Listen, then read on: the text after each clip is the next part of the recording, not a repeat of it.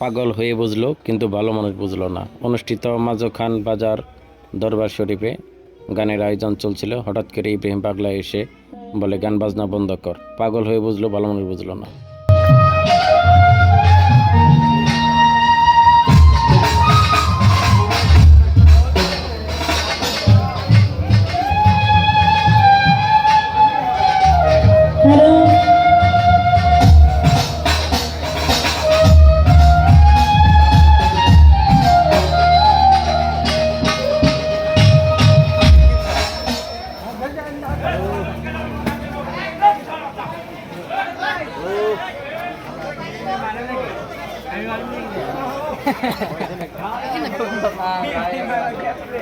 Hello.